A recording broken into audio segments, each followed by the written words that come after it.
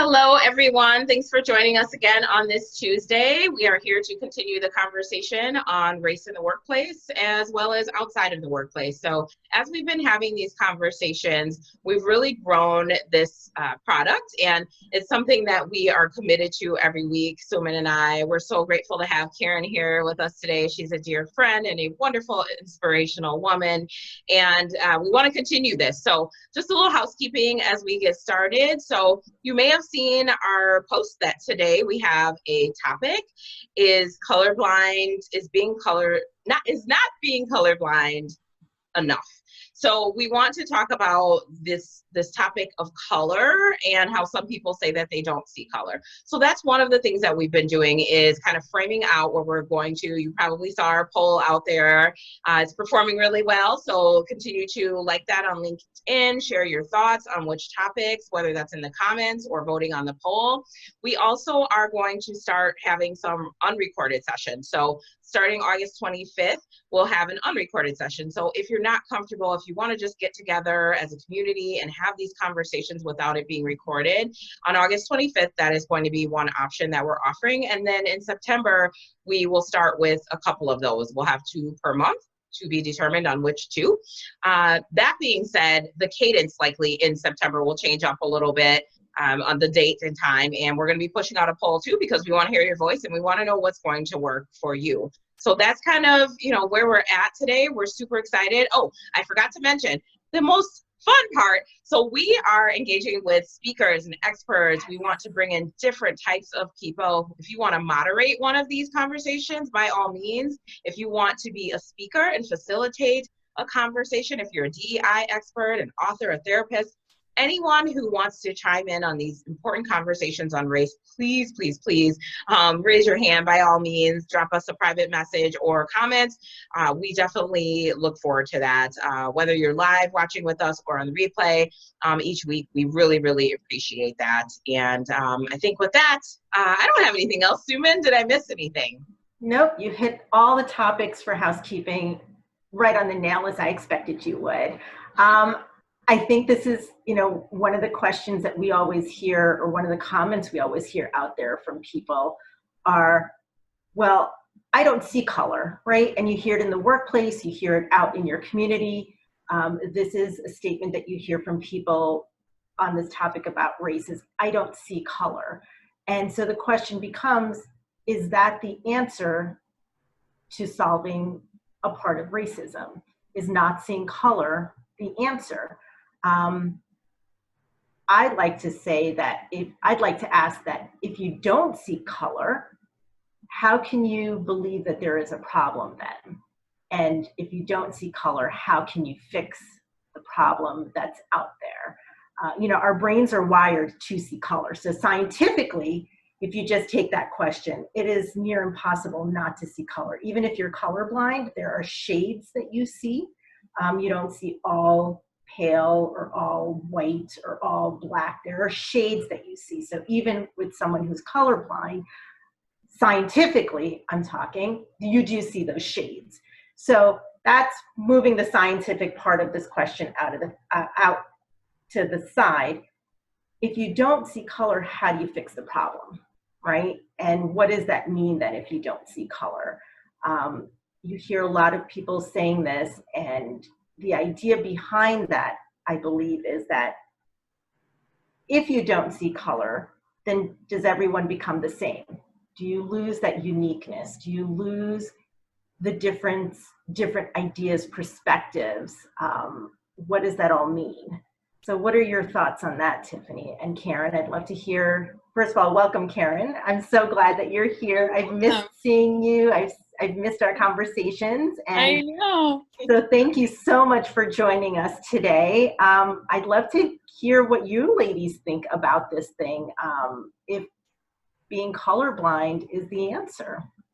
Well, I'll speak up as the white person in the room. That was super. We love you, girl. Seriously, keeping it real. Totally keeping it real. I love it. Always 100. Love it. I mean, it's very interesting what you just said, because I do think that is something, I really believe that it comes from a place of just earnestness, like gosh, I just, as a white person, don't think about it or hadn't traditionally thought about it. And I love what you just said, because I would probably be one of those people. I don't know that I would have really said that out loud, but to be honest, that's kind of what I like. One of my closest friends is from South Africa, and African American as well. And I was like, kind of when this all came, I thought, I need to say something to her, to say that I stand with her. Mm-hmm. And it really made an impact. And then I remember thinking, oh my gosh, this is something, like, it was this big aha moment for me around that, because I think that, trying to figure out how to say this, but just like, I just think that that's why I say, I think it comes from an earnest place. And really, I can only speak for myself to just think about how it's not like I intentionally think one way or another about, oh, well, this person's Black and she's a friend, this person's Indian or whatever. Mm-hmm. And I'm stumbling among my words right now but it's just so helpful to hear what you said, Suman, about if you don't see it, are you aware of the problem? Right. And I think that's really the thing, right? Is that while it does come from a place of earnest, we talk about how important words are. So it's a matter of rethinking those words, right? Does it make sense? If I use a certain set of words, what is that impact? And that's the challenge that I have for people out there, is to really think about the impact of the words that you say. So again, it's all coming from a place of earnest. I've had very close friends say to me, well, I am colorblind. I mean, look at all the friends that I have. I have such a diverse group of friends. And yes, I know the intention is positive, to say the intention is I support everyone, right? I don't see the color. But by saying that, you also walk that line of, well, then there mustn't be a problem, right? And that's what we have to be careful about. Tiffany, any thoughts? Can I say something before? Absolutely. Please. Sorry, Karen. Yes, absolutely. But you're our guest. Please do. So what I'm connecting with is that it's almost like when somebody says, that maybe it was a bad parent. Well, I did my best. Like, you're absolving yourself from the responsibility. Mm-hmm. I don't see color, so I can just carry on with my day. Not to say that that's what people are intentionally thinking or saying, but that's what makes me think about, as opposed to taking ownership. And that's why that was such an aha moment for me when I mentioned that to my friend. And then just the experience that she's walking around having every day, Mm-hmm. of obviously being a woman of color and dealing with all the challenges there that I am not aware of and even attuned to necessarily, because I'm just thinking, oh, everything, like, I'm just, it's not even on my radar as far as an issue. Certainly with friends that I have that are of color, so I'm just kind of rambling now, but I just think it's really good, Suman, because at least that's what I connected with. Oh my gosh, like, then I'm saying, is that then I'm not taking ownership to help anything. Yep. And so I think one of the ways to maybe rephrase that thought, or to reframe the thought in the mind, is rather than say, I don't see color, is that I support your uniqueness. I want your point of view, your background, your unique background, your mindset, your thoughts to be part of the conversation, right? Is that I think it's talking about that unique difference that people bring in, people of color, the perspective, the backgrounds that we bring in, whether it's socioeconomic, whether it's where we live, whether it's the culture that we come from, that we are bringing so much to the table. And so I think the goal is then to reframe the statement of I don't see color to I appreciate the uniqueness. It brings so much value to my life. It brings so much value to the conversation, is to sort of reframe it in a different way. Yeah, that's great. Tiffany, I've cut you off twice. Use your blinker, Karen. I am kidding. You know I love you.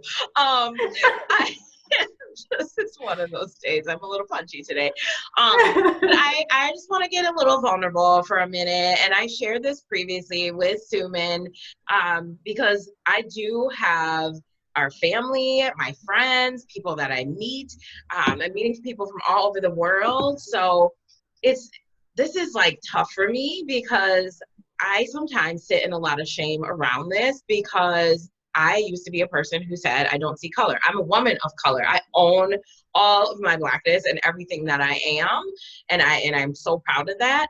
But it's been difficult for me because it was a journey where for a while I would say that because, Karen, to your point, in earnestness, I love all my friends, my family. I don't care what color you are. I appreciate and celebrate you for that.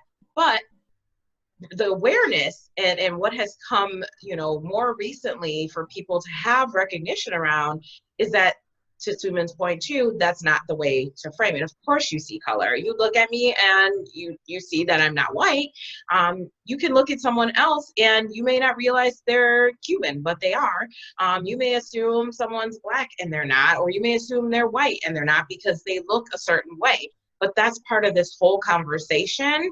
And so for me, I had to, until one of my other people of color friends told me, like, well, but I think you do. Like, you described that your friends are all different colors of the rainbow. So how can you not see color? And so until somebody opens your eyes to that or you have an experience, you don't always realize that. And now I'm seeing so many articles about so many things. And because even as a person of color, I have my own experiences, but I don't purport to know everyone else's. And so I'm educating myself as well because I want to know what experiences have been like for other people too, so I can help support them. And part of that has really left me with an internal struggle, like, gosh, how did I ever feel like that? How did I ever say I don't see color? And it bothers me. It still bothers me, and I'm reconciling with it, but I'm owning that. And I share that very vulnerably because I think it's hard for people to hear, well, what do you mean when you say you don't see color? Of course you see my dark skin. But they automatically, there's this, kind of a divide going on, or where people get defensive and they think that you're calling them a racist, or they think that you think they're a bad person if they say that they see your color versus seeing you as a person. And I could go on and on and on, but that was hard for me to even admit here on a live video right now. But I know what my intent was, and I am not a racist. I never have been. I don't plan to ever be a racist. But it still sits very uncomfortably with me because I want to celebrate people for their beautiful color and their race and ethnicity, their religions, all those things. But I had to reconcile with that myself. So I say that to put out a very important message that we all have work to do. We all have done things that maybe we're either not proud of or that we're not aware of. And that's okay. It's a journey. That was part of my journey that I'm sharing today too. Yep. And that's a great point. And I wanted to talk a little bit about how that statement, is not being colorblind the answer, sort of move it a little bit into assimilation, right? Because that's the part that I sort of bring. I've had to assimilate, or I assimilated my whole life, right? It wasn't until I went to college that I discovered my Indianness. I pushed it away all my life growing up, right? My parents are immigrants, I'm first generation born here. Going to the temple, the food, the clothes, it was everything. I didn't want to do any of it. My parents spoke Hindi and Punjabi at home.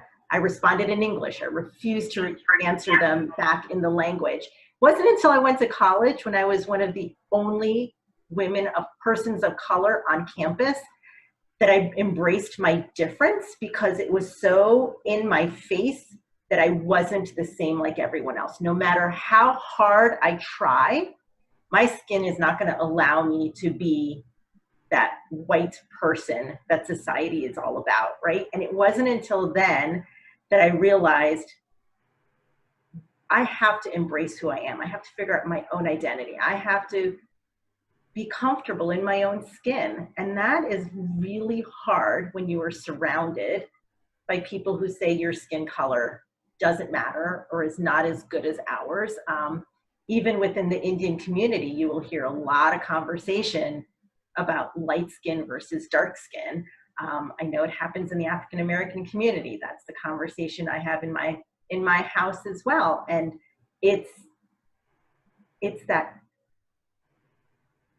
just scary sometimes, right? Is that trying to become something you are not, just so that you can fit in. And that's the dialogue that I want to change. I want to change it for myself. I desperately want to change it for my children, right? They're brown people and they should not be judged based on their skin color. And so before I get a little bit too emotional, I'm going to pass it on to someone else. let's let our guests talk. Karen, do you have other thoughts around that? Do you have anything else that's been burning on your mind that we can help answer, or you want to have a discussion on? Well, let's see here. I just want you to know I'm very grateful for these conversations. I don't have anything really specific that I can think of. I'm still reflecting honestly on what you've been talking about already. And I think probably as I think about it, going back to what I said about like what I don't want to be is someone who absolves responsibility, like, oh, I don't see color, da da da. And like you, Tiffany, I'm very much like my number one value is celebrating people and wanting to make sure people feel seen, heard, and accepted. So when I think about that, then I guess probably the bigger question is, what would be maybe the number one thing that I could do as a white person in particular to celebrate people? And that's kind of I of course would love your thoughts on that. I think it's, I don't know what else to say. That's just what I'm thinking about. And how does it go beyond just, oh yeah, I really acknowledge this person for who they are. I mean, I know that's a big part of it, but is there something more that I could be doing? Maybe that's what I'm thinking about. Like, what else can I be doing to really embrace people that I'm around? So I've got a couple of thoughts. You have an amazing platform with the work that you are doing. You reach so many people all across the world. And so one of the suggestions I would have is to look at the workshops, look at the people who you're reaching out to as having guests, and to bring in different perspectives. You and I had some great conversations on confidence and communication. And, it was just a good thing to be there and to feel heard and to get my perspective on what that looks like as a woman of color. I think that is one of the biggest things you can do, is to get different women or different people from different backgrounds and highlight them, because again, you have such an amazing platform that you're building. Thank you. Amen. Well, I'm excited. Yay! Well, Yes. I'm excited too. I need to do a final count, but I think out of 21 women, I think 9 of them are women of color for my summit.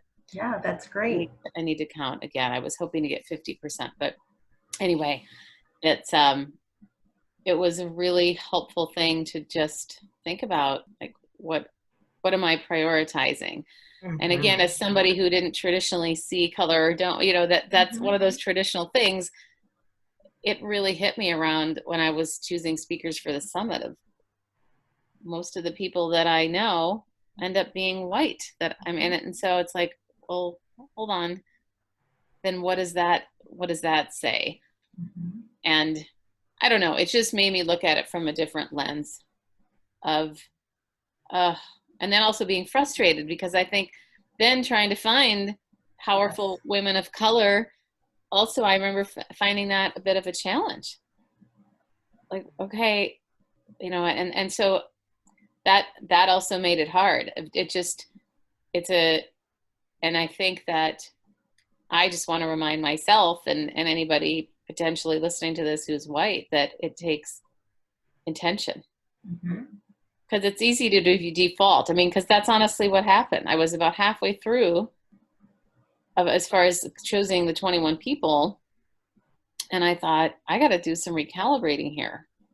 Why is it that the CEOs and the running large companies and the people that I'm in touch with from, again, larger followings, they're all white. Mm-hmm. Yeah. And I congratulate you on even having that moment, right? For you to even reflect on that and realizing that that is a challenge in your circle. I think that's huge because a lot of people don't acknowledge that. So thank you for at least for acknowledging it and trying to make that shift when you had that moment, realizing, oh, okay, so now I need to go out and find different women and women from different backgrounds and cultures and colors. And so that in and of itself is a huge step. And that's one of my goals for continuing to have these conversations, is that we want people to have these aha moments. I don't purport knowing every answer to every question, but just having that aha moment is huge, because that's the shift in mindset and the shift in a perspective on how you approach things. So that's huge. And it is hard. If you have a particular type of circle, it's hard when you have that moment to now say, okay, where do I go from here? Without looking like I'm trying to fill something, or I'm trying to make things better, make what my approach look better, right? Where does that, and we talk about being genuine all the time. And Karen, we know you personally, and we know you have the best heart in the world. You are so genuine from the place that you come from. And I love it and I appreciate it. So this statement isn't for you, it's for maybe some people who are watching, but it's having that genuine intent, right? Not just saying, oh, I realize that my circle is predominantly white, I'm on the hunt now for a person of color to join my group, right? That's not the right intent.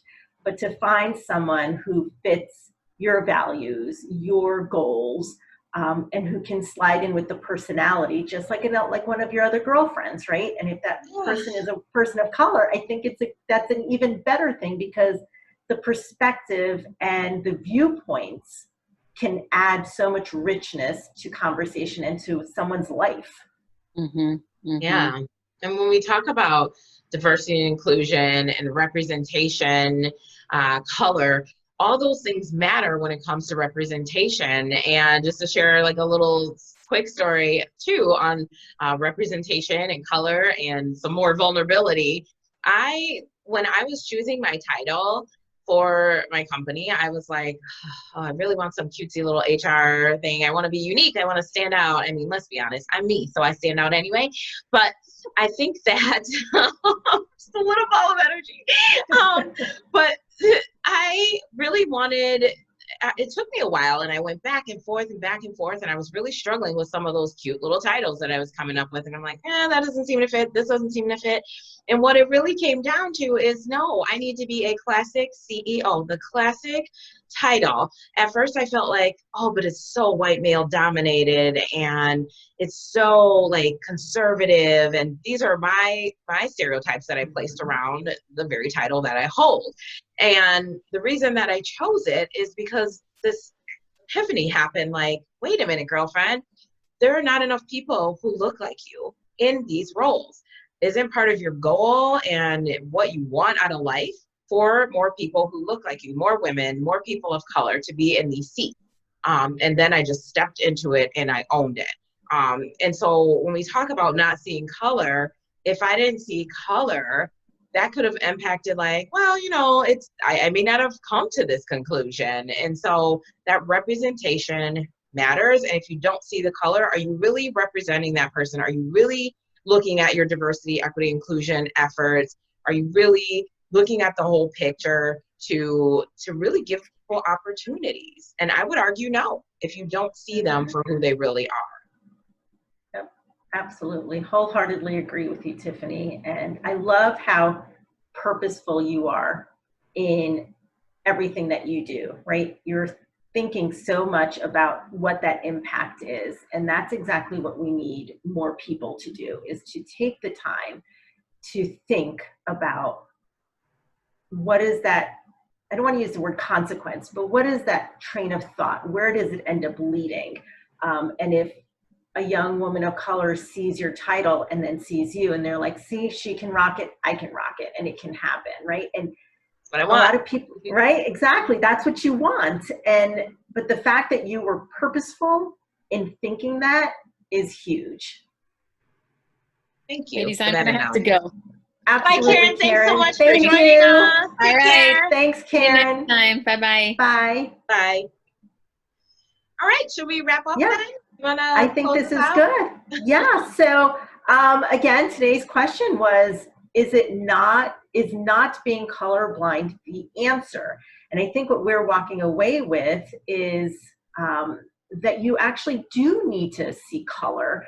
It brings uniqueness. It brings a different perspective. It helps with what your mission and your goal is in your everyday living. We don't want everyone to think and see the same. We have to embrace our uniqueness because that's the only way we can have robust conversations and really move forward in the agendas that we're all trying to achieve on a day-to-day basis.